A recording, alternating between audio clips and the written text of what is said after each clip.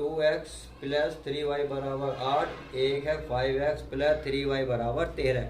अर्थात आपको दो रेखिक समीकरण युग्म दिख रहे होंगे। अब इन विलोपन विधि द्वारा किस तरीके से हल किया जाता है वो मैं समझाने वाला हूँ। तो सबसे पहले इन सवाल को हल करने के लिए आपको समझना होगा विलोपन विधि कहते किसे हैं।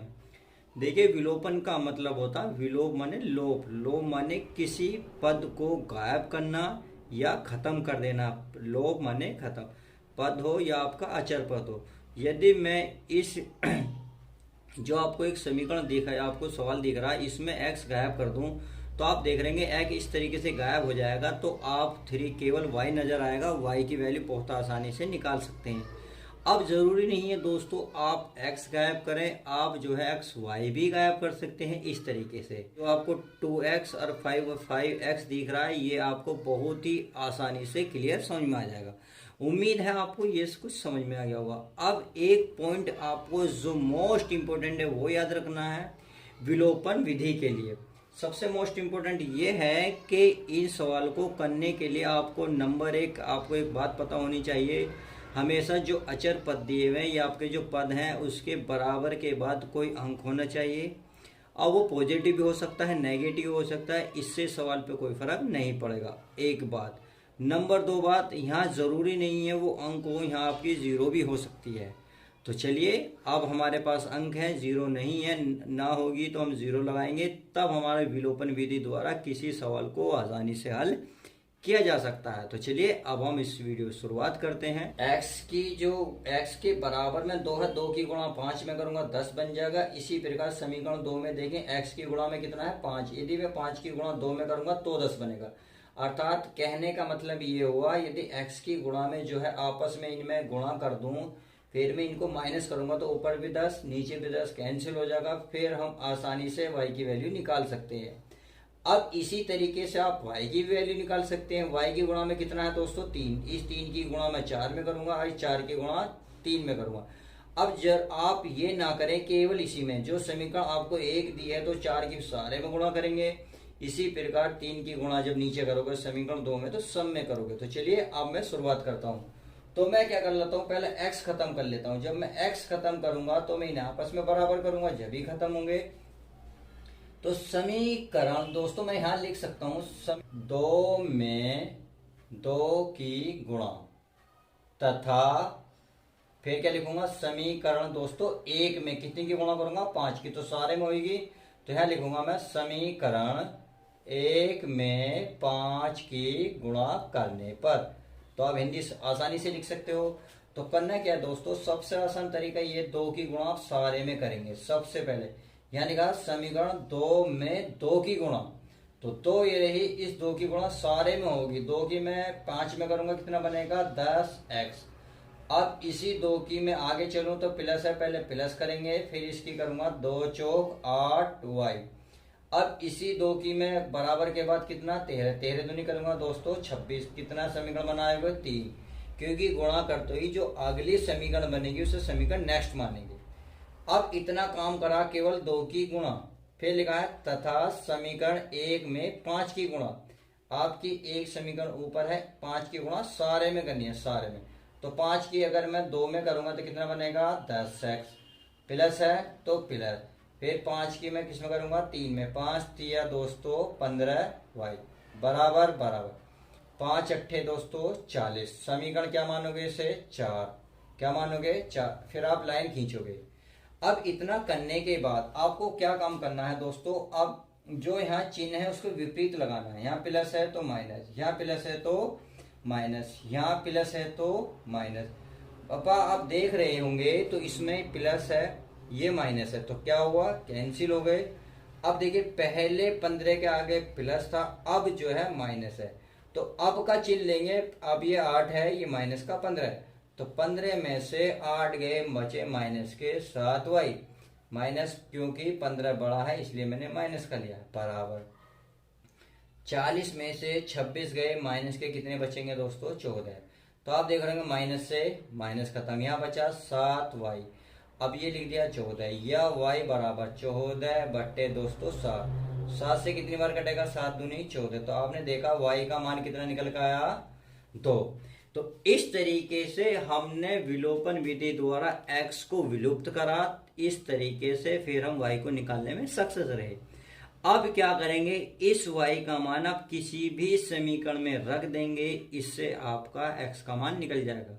देखिए आगे मैं इसमें विलोपन विधि में आपको ये बताऊंगा कि उत्तर हमारा सही है या गलत। बस वीडियो को अंत तक देखिएगा, फिर आपको मैं डायरेक्ट आंसर निकालना भी सब समझा दूंगा। अब देखते हैं आगे। आगे क्या करेंगे दोस्तों, इस y का मान बताइए किस में रखेंगे। आप समीकरण 1 में रख लो या 2 में, जिसमें चाहो एक किसी में भी रख लो।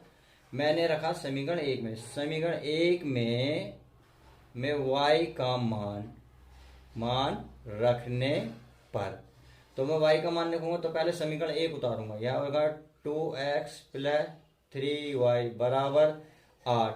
अब क्या करना है, इस y के स्थान पे केवल 2 रखना और बाकी समीकरण में कुछ नहीं करना। तो y की गुणा में जो है वो ऐसी रहेगा। ये हमारा 2x प्लस 3 गुणा y है। इस y का मान कितना है, 2। दोस्तों यहाँ 2 रखेंगे बराबर जो है बिल्कुल सेम ऐसी। ये आपका 2x प्लस 3 दूनी कितना हो गया दोस्तों, 6 बराबर कितना 8। तो ये गया 2x। अब 8 क्या करना है, ये प्लस है, उधर जाके किस में आएगा, ये माइनस में, क्योंकि इधर यहाँ प्लस बराबर के बाद क्या हुआ, चिन्ह चेंज हो जाएगा। 8 हमारा ऐसी है। तो ये हो गया 2x बराबर 8 में से 6 गए, कितने बचे, 2। अब ये x बराबर 2/2, क्योंकि x ये गुणा में, गुणा की चीज जैसे ही बराबर के जाएगी भाग में। ये प्लस में थी, ये गई माइनस में, तो 2 से काटेंगे कितनी बार कटेगा, 1 बार, यानी कि 2 × 2। तो आपने देखा विलोपन विधि द्वारा हमने x गायब करा, उससे y की वैल्यू प्राप्त करी। अब इस y का मान समीकरण 1 में प्रतिस्थापित करा, इससे हमारा x का मान निकल गया। अर्थात x और y के मान हम विलोपन विधि द्वारा आसानी से निकालना सीख गए। अब मैं कह रहा था आपको ये कैसे पता करें एग्जाम में कि x का मान 1 और y का मान 2 सही है या गलत है। तो सबसे आसान तरीका यह है दोस्तों, x और y का मान उठाइए और जो आपके पास समीकरण दी हुई है उसमें मान रख दीजिएगा, और जो बराबर के बाद है अगर वो आता है तो आपका आंसर सही है, अन्यथा गलत है। अब जैसे जिसे कहते हैं आप उत्तर की जांच, तो चलिए मैं उत्तर की जांच भी कर लेता हूं। आपको एक समीकरण दिख रही होगी कितनी, 2x प्लस 3y बराबर 8। तो यहाँ 2x का मान कितना दोस्तों, 1 प्लस 3, y का मान कितना दोस्तों, 2 बराबर कितना आना चाहिए, 8। तो 2 कम 2, 3 दूनी 6 बराबर 8। अब 6 और 2 कितने होते हैं दोस्तों, 8 बराबर 8। तो आपने देखा जो हमारे x और y के मान निकाल के लाए तो हमारा 8 बराबर 8। कहने का मतलब है जो बराबर के बाद अंक होते हैं वो आप आंसर आना चाहिए। आप चाहे समीकरण 2 में भी रख सकते हो। देखिए अगर मैं x का मान 2 में रखूँगा तो 5 को 5 यहाँ 5 हो जाएगा। अगर मैं y का मान यहाँ 2 रखूँगा तो 4 दूनी 8, 8 और 5 कितने होते हैं दोस्तों, 13। तो इस तरीके से आप अपने उत्तर की जांच एग्जाम में आसानी से कर सकते हो। प्रतिस्थापन विधि, तो इस वीडियो में हम प्रतिस्थापन विधि द्वारा इस सवाल को हल करने वाले। तो इससे पहले समझ लिएगा प्रतिस्थापन कहते किसे हैं, फिर सवाल किस तरीके से होगा। देखिए प्रतिस्थापन का मतलब होता है यदि मैं x की वैल्यू किसी चीज से निकालूं और उसमें इंग्लिश का कोई वर्ड रह जाए तो आप क्या करेंगे, उसका मान x का मान किसी अन्य समीकरण में स्थापित कर दे, तो वो बोला जाता है आपका प्रतिस्थापन। तो सबसे पहला काम ये है, आप सबसे पहले जो आपको 2 समीकरण दिखाएंगे x और y के रूप में दिखेंगे, तो पहले को आप फर्स्ट मान लेना, सेकंड को आप सेकंड मान लेना है। सबसे पहला काम इस वीडियो में ये करेंगे। अब चलते हैं आगे। अब इसे हल करने के लिए जो भी आप समीकरण लें, कोई सी भी एक चुनने, बहुत अच्छी जो आपको आसान लगती हो। तो मुझे लगा पहले ही आसान है तो क्यों ना मैं उसको पहले को लूँ। तो मैं इस समीकरण को लिखता हूँ, तो यहाँ लिख सकता हूँ मैं समीकरण 1 से। अब समीकरण हमारी एक क्या है, ये हमारी 2x प्लस 2y बराबर 6। तो हमने देखा पहली समीकरण उतार ली, 2x प्लस 2y बराबर 6। अब मैं इसको हल करने के लिए क्या करूंगा, देखिए x की गुणा में 2 है, फिर y की गुणा में 2 है, अर्थात मैं ऐसे भी तो लिख सकता हूँ 2 गुणा x प्लस है प्लस, फिर 2 गुणा y बराबर 6। तो अब क्या करूंगा दोस्तों, ये गुणा में है 2, ये गुणा में 2, तो क्यों ना मैं इन दोनों को बाहर निकाल लूँ। जो बाहर निकालूंगा इस तरीके से, तो इसके स्थान पर कोष्टक आ जाएगा। अब दो तो बाहर आ गया, इसके स्थान पर कोष्टक आया, बचा क्या x, तो x लिखेंगे, प्लस है तो प्लस, ये दो बाहर गया। अब इस गुणा के स्थान पर मैंने बताया कोष्टक आएगा। अब बचा क्या y, तो ये लग गया बराबर कितना दोस्तों 6। अब ये x और y के गुणा में कितना है 2, 2 को आप उधर लेके जाएंगे तो ये बचेगा केवल x प्लस y बराबर 6। ये इधर गुणा में है, गुणा में जैसे ही उधर जाएगा तो बटे में पहुंचेगा किसकी, जो इधर संख्या लिख रही होगी, ये 6 है तो 6 के नीचे पहुंचेगी। तो यहाँ आप कर सकते हैं 2 तिया 6, तो ये हो गया x प्लस वाई बराबर 3। तो यहां से मैंने स्टार्टिंग में बोला था कि एक की वैल्यू निकालें, या तो आप x के मान निकाल लें या y का निकाल लें। मेरी इच्छा है मैं y को यहाँ रखना चाहता हूं, तो y को यहाँ रखूंगा। तो x के इधर जो मान y के इधर है प्लस में x, जैसे ही मैं उधर लेके जाऊंगा तो बराबर के बाद इसका चिन्ह क्या होगा, चेंज हो जाएगा। इधर प्लस है तो उधर जाके बनेगा माइनस, कितना माइनस के 3x। अब तक समीकरण 1 समीकरण 2 बनी थी। अब हम समीकरण जो यहाँ आपको नजर आएगी y का मान निकल गया, तो इसे मानेंगे दोस्तों 3। अब क्या करेंगे, एक लाइन खींचेंगे। खींचने के बाद अब एक सबसे मोस्ट इंपोर्टेंट बात सुन लीजिएगा। इस सवाल में क्या है, आपने जो x का x निकालो, यहाँ से y निकालो। जो समीकरण 3 होगी इसका मान उस समीकरण में नहीं रखेंगे जो आप लेके चले हैं। जैसे हमने समीकरण 1 ली थी 2x प्लस 2y बराबर 6, हम लेके चले, इसमें बन गई समीकरण 3। तो समीकरण 1 में y का मान आप नहीं रखेंगे, सवाल हो जाएगा आपका गलत। तो इस y का मान जो है समीकरण दूसरी में रखेंगे, क्योंकि हम पहली समीकरण को लेके हल करे थे, तो इसलिए हम पहली में नहीं रखते, जो दूसरी समीकरण बचती है उसमें रखते हैं। तो इस y का मान मैं इधर रख देता हूं। यहाँ क्या है आपका दोस्तों x, क्या है x प्लस है तो प्लस। आप यहाँ लिख भी सकते हो कि समीकरण 2 में y का मान अब रखने नहीं कहेंगे, हम क्या करें प्रतिस्थापित करें, यानी कि स्थापित कर रहे हैं, इसका वैल्यू उठा के इधर रख रहे हैं। तो बिल्कुल आप सेम ये लिखेंगे y का मान प्रतिस्थापित करने पर, क्या करने है दोस्तों, प्रतिस्थापित करने पर। बस आपका सवाल लगभग आधा पूरा हो चुका है। अब बस इसमें x है प्लस प्लस 3 गुणा y, ये गुणा में है यानी कि 3 गुणा ये y बराबर 5, कितना 5। अब गुणा में आ गया y का मान आपको दिख रहा होगा समीकरण कितने से, इसमें देखेंगे 3 से, तो y बराबर है 3 माइनस 6, तो ये x ऐसी रहेगा प्लस 3 गुणा y का मान है 3 माइनस x, तो यहाँ रखेंगे 3 माइनस x बराबर 5। अब क्या करेंगे दोस्तों, इसमें आपस में गुणा करेंगे, किसकी, इस कोष्टक की।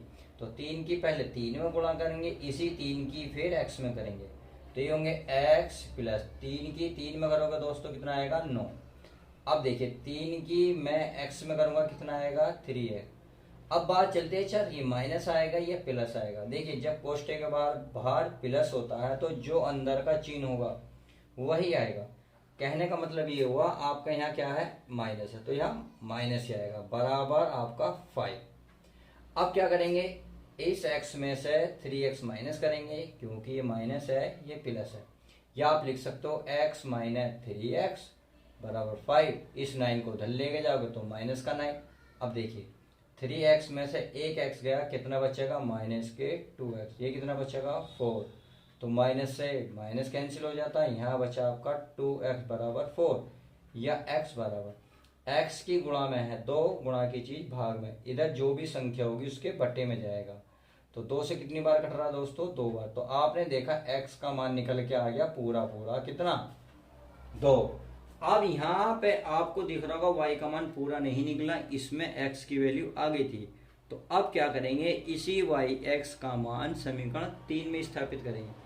देखिए जरूरी नहीं है इस x का मान समीकरण 3 में रखें, समीकरण आप 1 में रखेंगे तो भी वैल्यू यही आएगी, इस x का मान समीकरण 2 में रखें तो भी वैल्यू यही आएगी, यदि आप समीकरण 3 में इसमें रखना चाहेंगे तो भी वैल्यू यही आएगी। बस आपको समझना ये है जो आसान होगी उसमें रखना है। तो देखिए ये दो समीकरण बहुत बड़ी हैं इसके मुकाबले समीकरण 3 के, तो क्यों ना मैं इसको इसमें रख लूँ 3 में x का मान, जो हमारे लिए आसान हो जाएगी। तो मैं लिख सकता हूँ यहाँ लिख सकता हूँ x का